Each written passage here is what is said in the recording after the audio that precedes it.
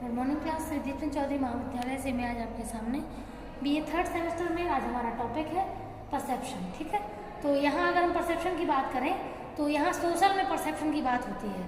ठीक, तो आपको मालूम ही है जैसे प्रेजुडाइज है और आपका स्टीरियोटाइप है वो इसी में आते हैं। ठीक है, तो इनके अंदर अगर हम डिफरेंसेस देखें सेंसेशन और परसेप्शन में तो यहाँ कुछ माइनर से डिफरेंसेस हैं। ठीक है, आप तो जानते हैं कि पहले सेंसेशन होता है उसके बाद परसेप्शन होता है। ठीक है, तो यहाँ अगर हम लोग पहले पॉइंट की बात करें सेंसेशन में, इन्होंने बोला है परिचय का ज्ञान, यानी कि जो भी अगर हम लोग सेंसेशन करते हैं तो सेंसेशन में होता क्या है, सेंसेशन स्टार्टिंग पॉइंट है, यानी कि शुरुआती गुण है। ठीक, तो जब स्टार्टिंग पॉइंट है तो यहाँ पे परिचय तो हो ही रहा होगा, है ना। सेंसेशन में क्या हो रहा होगा, परिचय। ठीक है, तो परिचय हो रहा है चूंकि, तो इसीलिए जो संवेदना है वो हमारी फर्स्ट पॉइंट कहलाती है, यानी कि प्रथम चरण। ठीक, तो प्रथम चरण में परिचय तो हो पाएगा, है ना। आप उसके बारे में पूरे अनुभव थोड़ी बना सकते हैं, तो आप किसी भी सूचना के बारे में अवेयर हो पाते हैं, जागरूक हो पाते हैं, आप ये समझ पाते हैं या सोचने की स्थिति में होते हैं कि कुछ ना कुछ आपको महसूस हुआ है। तो ये कैसे हो रहा है, ये हो रहा है क्या बोलते हैं, परिचय से। किसके परिचय से, चीज़ों की, यानी कि आपके सामने जो भी चीज़ें आपको महसूस होगी उनका परिचय आपसे हो रहा है। जब उनका परिचय होगा तो संवेदना ही कहेंगे, क्योंकि आपको उसके बारे में कोई भी ज्ञान प्राप्त नहीं है।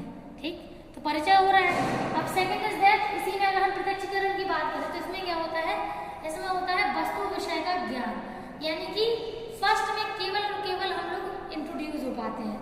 ठीक, केवल हम एक दूसरे के बारे में जान पाते हैं, लेकिन विषय वस्तु के ज्ञान में हम बहुत सारी सूचनाएं उनसे एकत्रित कर लेते हैं और बहुत सारी सूचनाओं के बारे में हमारे पास जानकारी मौजूद होती है। यानी अब हमसे कोई किसी भी चीज़ के बारे में पूछेगा तो हम उसके बारे में उत्तर देने के लिए हमारे पास बहुत सारे तथ्य अवेलेबल होंगे।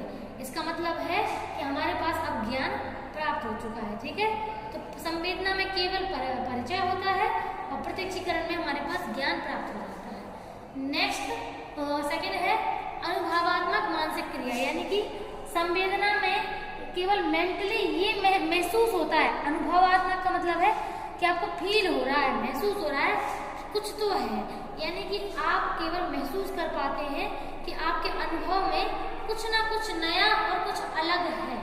ठीक, अब अगर हम प्रत्यक्षीकरण की बात करें तो इसमें है अनुभव स्मरणात्मक मानसिक क्रिया, यानी कि इसकी अगर हम बात करें तो मानसिक क्रिया तो ये भी है, मानसिक वो भी है, लेकिन यहाँ पर एक फर्क हो गया। देखिए इसमें एक वर्ड है स्मरणात्मक।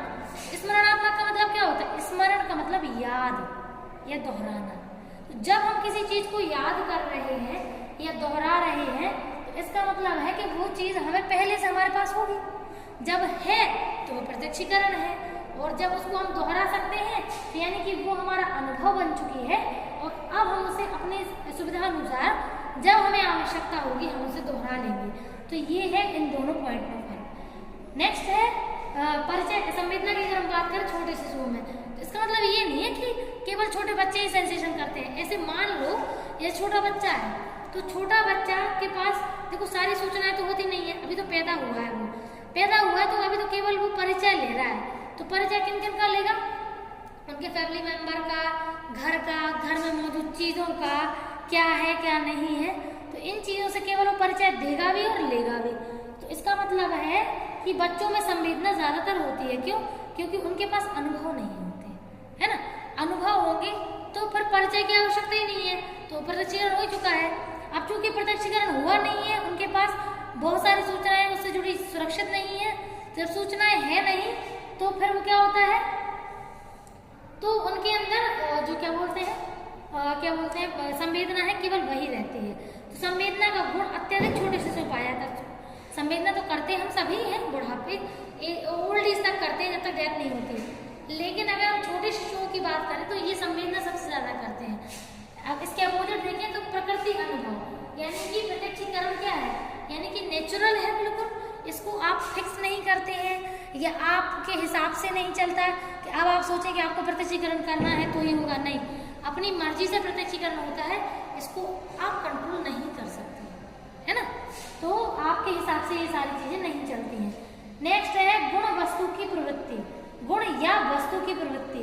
तो क्या चीज क्या है, कैसी है, ये जानने के लिए सबसे पहले हमें उससे रूबरू होना पड़ेगा, यानी कि हमें उसकी प्रवृत्ति को समझना पड़ेगा, है ना। तो केवल हम उनसे अपना परिचय ले रहे हैं और दे रहे हैं क्योंकि हम केवल उनकी प्रवृत्ति को ही जानने की कोशिश कर रहे हैं, तो इसी को संवेदना कहते हैं।